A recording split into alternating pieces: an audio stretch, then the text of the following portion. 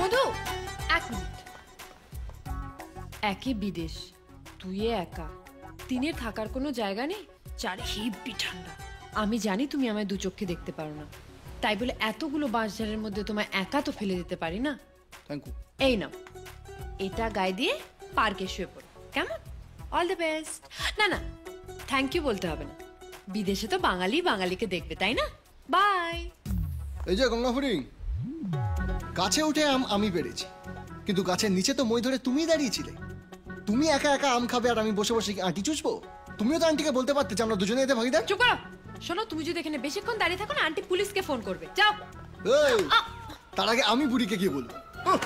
মধু! Aunty! মধু! Aunty! মধু! Aunty! তুমি তুমি আবার এসছো? আন্টি, আপনি আমায় ঘর থেকে বের করে দিয়েছেন, ঠিক আছে, কিন্তু সত্যি কথা হচ্ছে আমি একা কিছু করিনি, এই রিয়াই আমায় চাকিয়েছে।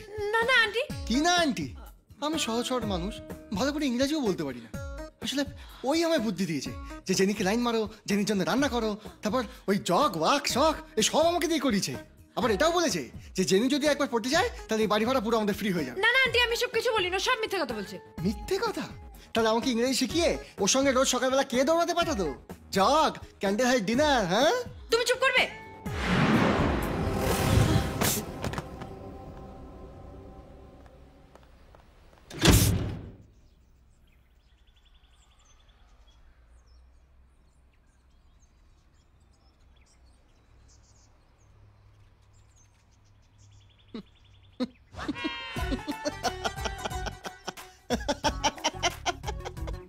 হাসছো কেন? পাগল হয়ে গেছো নাকি?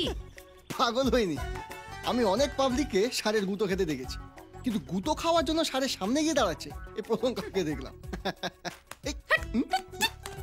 ওই গঙ্গা ফড়িং, কোথায় যাচ্ছ? একে তো বিদেশ, দুই একা, তিনে থাকার জায়গা নেই, চারে হেভি ঠান্ডা। তুমি এক কাজ করো, এই কম্বলটা নাও, কম্বল গায়ে মুড়ি দিয়ে পার্কে শুয়ে পড়ো। থ্যাংক ইউ বলতে হবে না। আরে বাবা, বিদেশে বাঙালি তো বাঙালিকে দেখবে। হ্যাঁ, শোনো, আমার তোমার সিম্পাথির কোনো দরকার নেই, আমি থাকার জায়গা ঠিক খুঁজে নেবো, তুমি নিজেরটা ভাবো। আমি তো ভালোই আছি, এই বেঞ্চে পা টান টান করে শুয়ে পড়ো আমি, আর আমার সঙ্গে পিপাসা।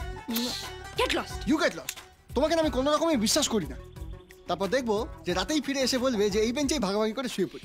এই শোনো, তোমার কাছে আসার চেয়ে আমি রাস্তায় গাড়ি চাপা পড়ে মরবো। তা মরো। ইডিয়েট হনুমান কোথাকার। গঙ্গা ফড়িং, কি করছো? ছাড়ো বলছি। হ্যাঁ,